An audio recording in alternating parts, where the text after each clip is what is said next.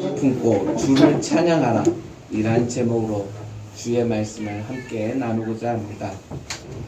우리가 1장 27절에서 지난주 2장 5절까지 4절까지 우리가 말씀을 보면서 복음에 합당한 삶이란 무엇이라 그랬죠?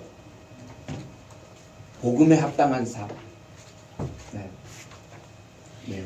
이제 말씀 새기면서 하늘나라, 하나님 나라 시민답게, 하나님 백성답게 사는 것이 복음에 합당한 삶이라고 하였습니다. 그렇다면 하나님의 그 천국 시민권자답게, 하나님의 백성답게 우리가 우리들의 일상의 삶 속에서 복음에 합당한 삶을 산다라는 것이 무엇을 뜻할까요? 그것은 바로 한 마음 한 뜻으로 서로 협력하면서 대적자들을 두려워하지 말고 받은 은혜로 잘 이겨내면서 신앙생활 하라는 것입니다. 그러므로 우리는 전도하고 선교하는 것을 두려워하지 말고 하나님의 말씀을 증거하는 것을 우리가 잘 감당하면서 살아야겠습니다. 아멘. 네. 그리스도인답게 이제 회사에서도 굳이 나는 그리스도인입니다 막 이렇게 할 건 아니지만 혹시 그리스도인이세요? 그렇게 물어보면 네 그렇습니다. 그리고 그리스도인들을 부끄럽게 여기지 말고 그러면서 자신의 정체성을 알릴 기회가 되면 언제든지 좀 더 지금보다는 적극적으로 자신의 정체성에 대해서 피력하고 나타내었으면 좋겠습니다. 우리가 흔히 인생은 선택의 연속이라고 말을 합니다. 왜냐하면 우리가 살아가면서 수많은 선택을 날마다 하면서 살기 때문에 단편적으로 인생은 선택의 연속이다 이렇게 표현하고 있습니다. 우리가 이렇게 날마다 선택하면서 살아야 될 수많은 상황들을 우리가 봉착하게 되고 경험하게 되는데 그때 우리가 부끄럽지 않는 선택을 하면서 살아가시기를 축원드리겠습니다. 아멘. 네. 그 부끄럽지 않는 삶, 그것이 믿음이요, 그것이 신앙입니다. 신앙이라는 것이 우리가 교회 와서 예배드리고 기도하고 말씀 보고 이것도 신앙이고 신앙의 한 단편이지만 궁극적으로 예배드리고 기도하고 말씀 보고 교제하고 이것을 통해서 우리가 나타나야 할 것은 뭐냐면 우리들의 삶 속에서 예수 그리스도의 향기가 나타나야 한다는 거죠. 그렇기 때문에 신앙은 삶입니다. 신앙은 교회 생활이 아니라 신앙은 내 삶입니다. 내 인생이 내가 그렇게 부끄러움 없이 살아가는 그 인생이 하나님이 기뻐하시고 하나님이 원하시는 것이라면 내가 부끄럽지 않는 선택을 하였다면 그것이 하나님께서 신앙이라고 일컬어 주시고 이것 봐라 하나님이 인정하지도 않고 하나님이 기뻐하지도 않는 하나님이 만족하지 않는 삶을 살아간다. 그것은 바로 불신앙이라는 것입니다. 오늘날 교회를 다니면서 많은 크리스찬들이 나는 그리스도인이에요 이렇게 고백을 해도 그 사람이 살아가는 삶의 양식이나 형태들이 하나님의 뜻과 전혀 상관없이 살고 있다면 그 사람은 그리스도인이라고 말할 수가 없습니다. 단편적인 예로 요즘에 미투 운동 많이 지금 확산되고 있고 이것으로 인해서 온 나라가 들썩이고 있는데요. 오래전에 교회 안에서 성도들을 성추행하고 성폭행을 하였지만 그것이 발각이 되자 사과하고 회개를 한 것이 아니라 그리고 용서를 구한 것이 아니라 여전히 나 안 했는데요? 이러면서 자신의 잘못을 인정하지 않고 회개하지 않고 오히려 버젓이 목회를 하고 있는 우리 전병욱 씨 잘 알고 있을 것입니다. 그분은 절대로 그리스도인이 아닙니다. 그분은 복음을 파는 장사꾼입니다. 우리가 남의 구원 문제에 대해서 저 사람은 구원받았다, 구원받지 못했다 이럴 수 있는 자격이 없습니다. 아무도 저 사람의 구원에 대해서 저 사람은 구원받은 사람이야 안 받은 사람이야 이렇게 말할 수 있는 그러한 자격이나 권리는 우리에게 없습니다. 그럼에도 불구하고 그분은 복음의 장사꾼이라고 제가 확신하며 말할 수 있는 것은 무엇이냐면 바로 회개하지 않는 자는 예수님을 믿을 수가 없기 때문입니다. 회개하지 않으면서 예수님을 믿었다? 이거는 어불성설입니다. 모순입니다. 모순. 이 창으로는 이 세상에 못 뚫을 방패가 없습니다. 이렇게 장사꾼이 이야기합니다. 창을 팔아먹기 위해서. 이 창은 이 세상에 그 어떤 방패도 다 뚫을 수 있습니다. 이렇게 이야기합니다. 그러면서 창을 팔아먹죠. 그러면서 조금 있다 방패를 들고서 이 방패는 이 세상에 그 어떤 창으로도 뚫을 수 없습니다. 이러면서 버젓이 창과 방패를 들고 장사하는 그러한 장사꾼이 있습니다. 말이 되지 않습니다. 이걸 보고 모순이라고 그러죠. 회개하지 않는 자가 예수님을 영접했다? 절대로 그럴 수 없습니다. 회개하지 않고서는 예수님을 영접할 수가 없기 때문에 그렇습니다. 그러므로 내가 예수님을 내 인생의 주인으로 모시고 내가 영접하겠다. 이 말은 뭐냐면 내가 죄인임을 고백하고 내가 그 죄에서 돌이키겠다라는 그러한 의지의 표현이고 그것이 고백하는 것인데 난 죄 없어요. 자신의 죄를 인정하지도 않고 고백하지도 않으면서 나는 용서받았다고 말을 할 수가 없는 거예요. 아니 내가 지은 죄가 없는데 무슨 죄를 용서받아요? 자기의 죄를 고백하지도 않고 그 죄에서 돌이키지도 않는데 뭘 돌이킬 것이 뭐가 있겠습니까? 죄 지은 것을 내가 부인하는 사람이. 그렇기 때문에 그 사람은 가짜 복음을 파는 장사꾼이라고 감히 말을 할 수가 있는 것입니다.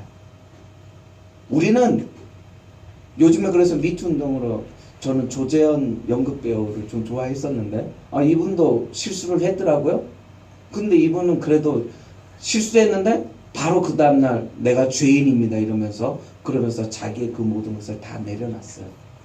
이분은 그 죄는 이제 책임에 따라서 해야 되지만 이분은 그래도 양심적인 사람이에요. 용서받을 수 있어요. 이 사람은. 여러분들은 믿음의 삶을 살고 있습니까? 믿음의 삶 살고 있습니까? 아멘 하시다. 아멘. 아멘. 네, 그렇게 되기를 원한다라는 그런 마음의 표현이고 간증이기 때문에 믿음의 삶을 살아가기를 원합니까? 어떻게 보면 나 좀 부끄러운 게 있는데 괜찮아요. 죄 없는 사람이 어디 있어요? 우리는 다 용서받은 죄인이잖아요. 아멘? 예, 그러니까 믿음의 삶을 살고 있는 거예요. 믿음의 삶 살고 있습니까? 아멘. 네, 아멘 확신있게. 그런데 여러분들 그 신앙의 삶, 믿음의 삶 하는 가운데 기쁘십니까? 평안하십니까? 네, 여기에도 아멘 하셔야 돼. 하나님, 내가 그렇게 되기를 간절히 원합니다. 이러면서 하나님 앞에 아멘으로 화답을 해야 하는 것입니다. 그런데 내가 아멘은 하였지만 실질적으로 내 삶이 여전히 기쁨도 없고 만족이 없고 어떤 염려와 불안으로 인해서 계속해서 이렇게 문제가 좀 이렇게 껄끄럽다. 우리들은 연약하기 때문에 염려와 불안이 찾아올 수밖에 없습니다. 그런데 내 신앙생활이 주님과 가까이 하고 주님을 섬기고 헌신하고 신앙생활을 하는데 기쁨이 없어. 자꾸 뭔가 눌리는 것 같아. 영적으로 막 눌리고 불편해. 그러면 내 신앙 상태가 지금 영적으로 나에게 문제가 있다라는 것을 살펴볼 수가 있는 것입니다. 신앙생활은 기본적으로 기뻐해야 하는 것입니다. 아멘? 죄인이 하나님을 만나서 하나님의 용서하심을 받았기 때문에 내가 죄였기 때문에 기뻐하는 것이 아니라 내가 죄인인데 그 죄를 용서해 주시고 그럼에도 불구하고 사랑한다. 이러한 하나님의 은혜가 있기 때문에 기뻐할 수 있는 것입니다. 그렇기 때문에 신앙생활은 기본적으로 기뻐해야 된다, 무거워야 된다? 네, 기뻐해야 된다. 우리 김보람 선수, 김보람 맞죠? 김보름, 네. 네, 메스타트 해가지고 뭐 이번에 그 추월 팀 추월 해가지고 했는데 어제 은메달 땄어요. 근데 좀 안 됐더라고요. 은메달 딴 시상서 고개도 못 들고 막 저는 죄송하단 말밖에 할 수 없더라고요. 이제 그것이 이제 속지 않은 그러한 눈물인데 이 사건을 통해서 우리 김보론 선수가 회복되고 다시 한번 기쁨을 웃음을 찾기를 간절히 소망합니다. 예, 물론 노선영 선수도 그래서 갈등, 인간 속에서 있는 그런 갈등을 풀어 헤쳐야 되겠지만 그렇게 제가 잘못했습니다. 제가 어리석었습니다. 부족하고 이렇게 회개하고 고백하는 그 사람들을 우리가 따뜻하게 위로해주고 괜찮아, 다음에 안 그러면 되지, 이렇게 우리가 격려하고 그래야 될 줄로 믿습니다. 그래서 우리들의 삶 속에는 우리가 빌립보서 2장 1절, 2절, 3절에서 말하는 것처럼 우리들의 삶 속에 무슨 격려나 무슨 위로나 성령의 무슨 교제나 긍휼하심과 자비가 있어야 하는 것입니다. 그런데 이러한 것들이 있어야 하는데 쉽지가 않잖아요. 이것이 쉽지 않기 때문에 이것을 가능케 하기 위해서 우리가 갖춰야 될 것이 뭐냐면 한 마음 한 뜻으로 겸손한 마음을 갖고 나보다 다른 사람을 더 존중해 주라는 겁니다. 내가 어떤 사람인지 제가 그 누구보다도 잘 아는데 어떻게 내가 한 마음 한 뜻으로 그와 같은 사랑을 가질 수가 있을까요? 어떻게 다툼이나 허용으로 하지 않고 다른 사람을 진실되게 존중하며 살 수 있을까요? 내 몸 하나도 간수하기 벅찬데 어떻게 다른 사람들까지 내가 돌볼 수 있을까요? 절대로 불가능합니다. 이렇게 살 수 있는 사람은 아무도 없습니다. 오직 한 사람, 먼저 하나님의 은혜와 사랑을 받아본 사람만이 이렇게 살아갈 수가 있습니다. 그러므로 먼저 하나님의 사랑과 은혜를 받으며 하나님과 친밀하게 지내야 하는 것입니다. 내가 그렇게 하나님하고 친밀하게 지내고 내가 하나님의 받은 사랑을 날마다 누리면서 살아가게 되면 나는 천성적으로 거칠고 투박하고 나만 이기적인 사람이고 자기중심적인 사람이었으나 그 하나님을 알게 되면 내가 점점 변화되고 다듬어져서 내가 그 상대방을 나처럼 존중하면서 겸손하게 섬기면서 살아갈 수가 있는 것입니다.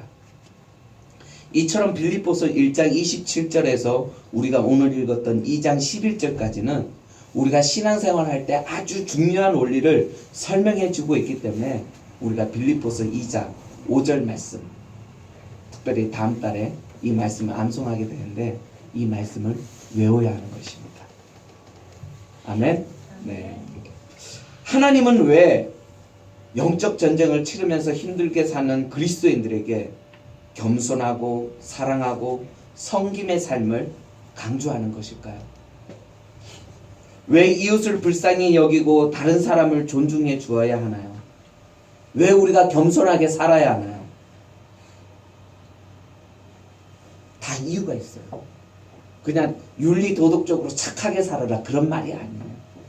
왜 우리가 다른 사람을 존중하고 왜 다른 사람을 긍휼히 여기며 왜 다른 사람을 사랑해야 되는지, 그것은 우리의 구원이 거기에서부터 시작되었기 때문에 그렇습니다.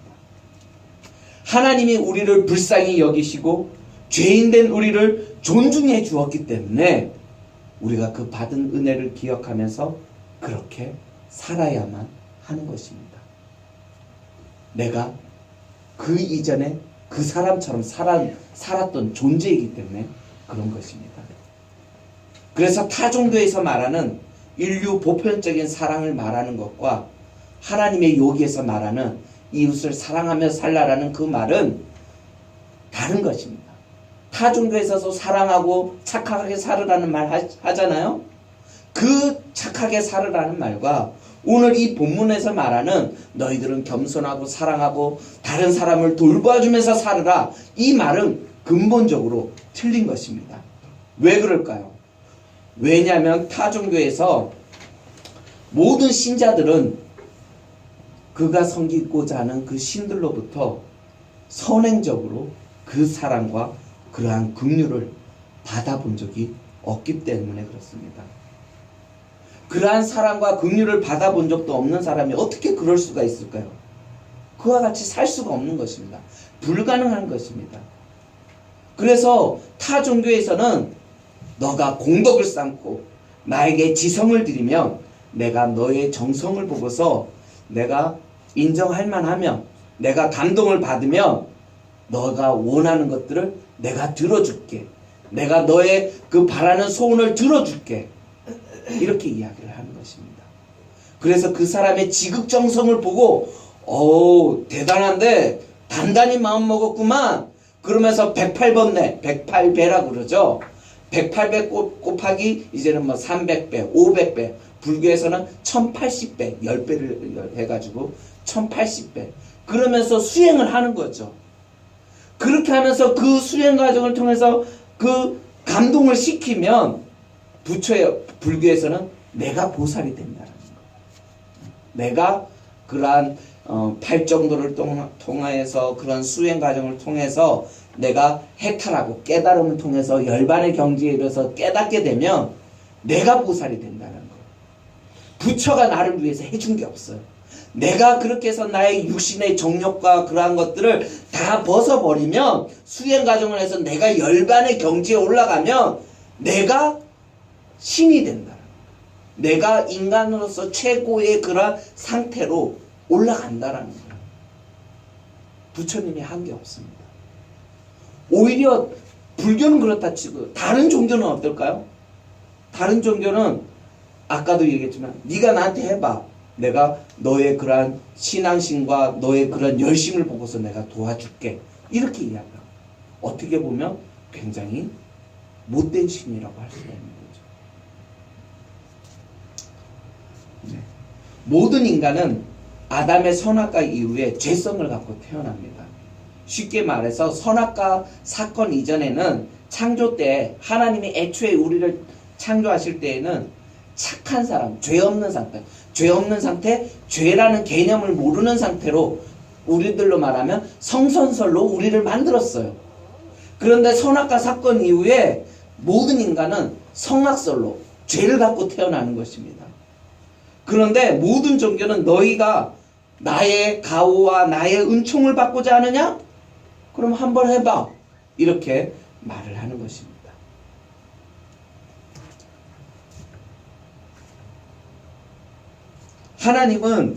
그러나 하나님은 우리를 이와 같이 대하는 것이 아니라 우리를 불쌍히 여겨서 우리가 인생의 갈피를 못 잡고 죄 가운데 빠져서 허우적거릴 때 우리가 하나님 앞에 섬기는 것이 아니에요.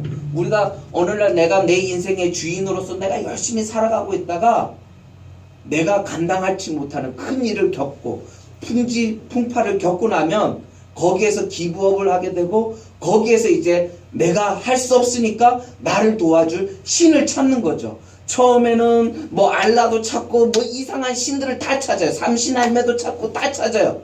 그러다가 하나님을 만나게 되고 내가 하나님을 위해서 아무것도 한 것도 없는데 하나님 나에게 은혜를 베풀어 주시네? 그러면서 그 사랑의 감에서 감동을 받아서 하나님을 알게 되고 그러면서 주님을 섬기게 되는 것입니다. 우리가 이처럼 죄에 빠져서 허우적거릴 때 하나님은 우리를 살리기 위해서 우리의 구원자 예수 그리스도를 이 땅에 보내주시고 우리의 죄를 대신하여서 십자가에 못 박혀 죽으신 것입니다. 왜요? 우리의 죄값을 치르기 위해서, 쉽게 얘기해서 우리를 구원하기 위해서 예수님이 죽으셨다라는 말씀입니다.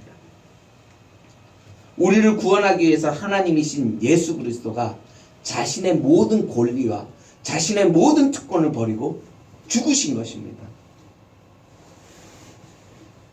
아까도 얘기했지만 인간이 신을 위해서 희생하고 헌신하고 그렇게 지성을 드리는 건 봤어도 신이 인간을 위해서 헌신하고 죽으시는 경우는 없습니다. 이 세상에 그 어떤 종교를 들여봐도 오직 하나님만이 우리에게 그와 같은 사랑과 은혜를 베푸셨습니다. 그렇기 때문에 우리의 구원자 예수 그리스도를 우리의 주인으로 섬기는 것이 큰 복이고 은혜인 것입니다. 빌립보서 2장 6절, 7절, 8절 말씀을 함께 읽어보도록 하겠습니다. 시작. 우리는 그와 하나님의 보시지만 하나님과 누구를 취할 것으로 여기지 아니하시고 오직 자기를 비워 사람들과 같이 되셨고 사람의 모양으로 나타나사 자기를 낮추시고 죽기까지 복종하셨으니 곧 십자가에 죽으시니라. 네. 이 죽으신 주님이 이 세상 모든 이름 위에 뛰어난 분으로 높여주셨다라는 것입니다. 하나님이 우리를 이렇게 사랑해서 구원해 주셨기 때문에 너희가 거저받은 사랑, 너희가 거저받은 그 은혜를 기억하여서 사람들에게 지금도 예수를 알지 못해서 삼신할매가 진짜 새 생명을 주는 것처럼 삼신할매님 저에게 아들 하나만 주세요 이러는 불쌍한 사람들, 가련한 사람들, 그들에게 그 받은 사랑과 은혜를 알려주라는 거예요. 그들이 하는 그 잘못된 그 대상을 하나님으로 바로 알려주라는 것입니다. 그런데 당시 빌립보 사람들에게 있어서 이 세상에서 가장 높으신 분, 우리가 의탁하고 의지해야 되고 지성을 드려야 될 그 분을 누구라고 생각했을까요? 그 당시 빌립보 성도들은 로마 황제였습니다. 로마 제국은 실제 그럴 만한 힘이 있었고 로마 제국, 로마 황제의 말을 듣지 않으면 그들은 보복과 핍박을 당하였던 것입니다. 그래서 로마 황제를 신으로 떠받들면서 섬겼던 것입니다.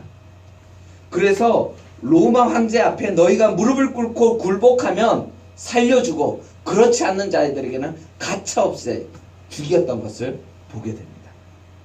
그러나 사도 바울은 이 세상에 가장 뛰어난 이름은 그 로마 황제가 아니라 바로 예수 그리스도, 너희들을 구원하기 위해서 이 땅에 인간의 몸으로 오셔서 친히 너희를 살리기 위해서 네 대신 십자가에 못 박혀 그 죽으신 그 예수님이 우리에게 가장 높으신 분이라는 그분.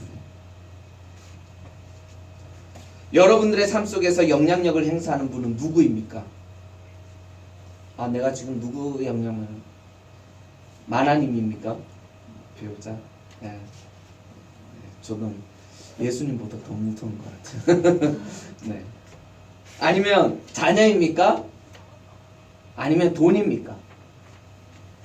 로마 시대의 사람들에게 로마 황제의 시민이 되었다라는 것은 자신의 생명보다 자신의 생명을 바치고서라도 로마 시민권자, 로마 황제에게 인정받는 것이 영예로웠고 그것보다 더 큰 영광이 없었던 것입니다. 그래서 주상 황제가 나를 기억해주고 나를 인정해주며 이 한 몸 기꺼이 불사르면서 나라와 조국을 위해서 바치면서 살 수 있었던 것입니다. 내 인생의 기쁨과 영예가 혹 배우자가 성공하거나 자녀가 행복하는 것입니까? 아니면 그건 다 필요 없고 돈만 있으면 최고입니까? 그러나 명확한 것은 이 모든 것은 잠시 왔다가 사라지는 안개와 같은 것입니다. 배우자 중요하고 자녀 중요하고 돈 중요합니다. 그러나 이 세상에 가장 높으신 분은 누구라고요? 예수 그리스도. 배우자가 중요하고 자녀가 중요하고 나의 먹고 사는 문제를 해결해 줄 돈이 중요하지만 그 중요한 그것이 하나님보다 높아지면 될까요? 안 될까요? 안 된다. 요걸 이야기를 하고 있는 것입니다. 그러면서 우리가 무릎을 꿇고 엎드려야 할 대상은 우리의 구원자 예수 그리스도밖에 없다라는 것입니다. 로마 황제에게 충성을 하게 되면 로마의 시민권자들은, 로마의 시민이 된 사람은 세상의 부러움을 한 몸을 받으면서 호의호식하면서 그 당시에 풍성한 삶을 누릴 수가 있는 것입니다. 그렇지만 로마 황제를 따르기를 거부하고 주 예수 그리스도를 자신의 인생의 구주로 영접하기를 원했던 사람들은 인간 대접받지 못하고 이 땅 가운데서 살지 못하고 어디에서 살게 되었나요? 다 땅 속에서 숨어서 지내게 되었던 것입니다. 교회에서 많은 사람들이 믿음 생활 잘하면 직장에서도 성공하게 되고 사업도 잘 되고 세상에서 높임을 받고 인정을 받는다라고 말합니다. 맞는 말입니까? 맞는 말입니까? 대답해 주세요. 네. 맞는 말입니까? 네, 얘기해 주세요. 이렇게. 네. 정답입니다. 틀린 말은 아니지만 맞는 말은 아닙니다. 우리가 그동안 잘못 알고 있는 거죠. 예수만 믿으면 모든 것이 잘 된다? 이 잘 된다는 의미가 뭐냐에 따라 달라지게 되는 것입니다. 우리가 생각하는 복과 예수님이 우리에게 주시고자 하는 그 복의 개념이 다르기 때문에 예수님을 믿으면 복받고 다 잘 되는 것이 아니라 우리가 명확하게 해야 될 것은 예수님 그 자체가 우리에게 복이라는 사실입니다. 우리가 그동안 이 부분을 잘못 호도하였고 잘못 이해하였던 것입니다. 예수님을 잘 믿으면 다 취업이 잘 되고 다 사업이 잘 되고 다 성공하는 것, 만약에 그렇게 된다라면 그 하나님은 우리가 만들어낸 우상일 가능성이 높습니다. 주님은 너희가 예수의 마음을 품고 예수님과 동행하면서 하나님의 뜻대로 살면 너희 삶 가운데 주체할 수 없는 그 기쁨이 넘치게 되고 행복하게 될 것이라고 약속해 주셨습니다. 그 은혜를 맛본 사람만이 예수님은 모든 이름 위에 뛰어난 분이라고 찬송할 수가 있는 것입니다. 근데 신앙생활하면서 그 은혜를 맛보지 못하면 자기 자신이 성공하는 삶이 아니라, 내가 성공하는 삶을 사는 것이 아니라 예수의 마음을 품고 다른 사람이 성공하는 것을 돕는 것을 기쁨으로 여기면서 살 수가 없는 것입니다. 이게 무슨 말이냐면, 내가 하나님의 사랑과 은혜를 맛보지 못했어요. 그러면은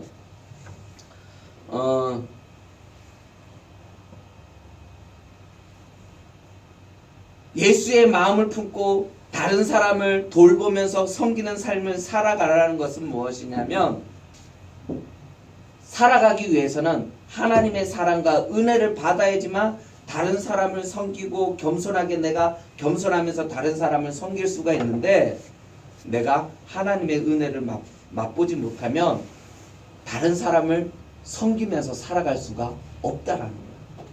이해하셨나요? 자꾸 하나님은 너가 신앙생활 기쁨이 가득 넘치기를 원해? 그럼 한마음 한뜻으로 너희가 서로 섬기면서 다른 사람을 돌봐주라고 이야기를 하였는데, 내가 그 하나님의 사랑과 은혜를 받지 못하면 내가 다른 사람을 위해서 살 수가 없는 거예요. 나를 위해서만 살아가게 되지. 그러므로 이 말씀대로 너희가 뜻을 다하고 마음을 다하고 겸손해서 다른 사람으로 다툼이나 허용하지 않고 겸손한 마음으로 다른 사람을 너보다 낮게 여기면서 섬기기 위해서는 하나님의 사랑과 은혜를 받아야 한다라는 것입니다. 여러분들은 그 예수님의 그 진한 사랑을 받은 경험이 있습니까? 있습니까? 네, 받아야만 합니다. 본문에서 말한 그 예수님의 마음이란 무엇일까요? 5절 말씀, 너희 안에 이 마음을 품으라 곧 그리스도 예수의 마음이니, 그 그리스도 예수의 마음은 무엇일까요? 바로 6절, 7절, 8절에서 말해주고 있는 것입니다. 그 아까 우리가 읽었던 6절, 7절, 8절 거기에서 말하고자 하는 예수 그리스도의 마음은 무엇일까요? 우리를 사랑하사 십자가에서 죽으신 그 사랑이 예수의 마음이라는 거예요. 우리를 위해서 십자가에서 죽으신 그 마음, 그것이 그리스도의 마음이라는 것입니다.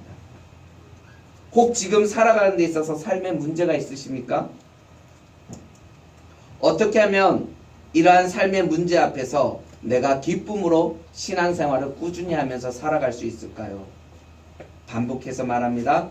우리를 위해서 십자가에서 죽으신 예수님의 마음을 느끼고 경험해야 합니다. 나의 아픔과 고통을 위해서, 그 고통을 해결해 주기 위해서 지금도 수고하고 애쓰고 나를 위해서 헌신하는 그 하나님의 사랑과 섬김을 우리는 받아야 하는 것입니다. 힘드십니까? 하나님이 여러분들 그 아픔을 위로하고 격려하고 해결하기 위해서 지금 하나님이 땀을 삐질삐질 흘리면서 일하고 계십니다. 아멘? 그것을 확신하고 그것을 믿어야지만 내가 지금의 이 상황 속에서 조바심을 내지 않고 하나님의 그 손길을 기다릴 수가 있는 것입니다. 그것을 믿지 못하고 그것을 인정하지 않으면 하나님이 일하기 이전에 내가 급한 나머지 내가 막 나서서 해결하려고, 내가 막 나서서 일하게 되고, 내가 이리 뛰고 저리 뛰면 땀을 삐질 흘리면서 해결하려고 하는 것입니다. 그러면 그 상황 속에서 문제 해결이 있다 없다? 힘들고 어려울 때 나를 위해서 헌신하시는, 나를 위해서 수고하시는 그 하나님 앞에 무릎을 꿇고 그 하나님 앞에 은혜를 간구해야 될 것입니다. 우리 나와서 찬양 부탁드리겠습니다. 말씀을 정리합니다. 예수님의 죽으심이 우리의 삶과 무슨 상관이 있다고 사도 바울이 이렇게 말을 할까요? 사도 바울은 지금 빌립보 교회 안에 발생한 그러한 갈등의 문제도 그렇고, 하나님 나라의 시민권자로서 기쁨으로 믿음 생활을 유지해 나아가고자 한다라면 너가 죽어야만 너가 살 수 있다라고 이야기를 하는 것입니다. 지금 빌립보 안에 갈등 문제가 있잖아요. 이 문제를 해결하고 지금 그러한 핍박과 그러한 어려운 상황 속에서 내가 어떻게 하면 믿음 생활을 할 수 있을까요? 지하 카타콤에서 살고 있는 핍박을 받은 그 그리스도인들에게 네가 죽어야 한다라고 지금 이야기합니다. 너 살고 싶어? 너 죽으라는 이야기입니다. 너희의 옛자가 죽지 않으면 주 안에서 새로운 피조물이 된 너가 하나님의 은혜를 경험할 수가 없다라는 것입니다. 하나님의 은혜를 경험하고 싶습니까? 하나님의 은혜를 경험하기 위해서는 내가 죽어야 합니다. 나의 옛자를 죽어야 합니다. 그리고 복음에 합당한 삶을 살면서 기쁘게 신앙생활을 하고자 할 때에도 너 자신이 먼저 죽고 겸손함으로 다른 사람들을 섬기며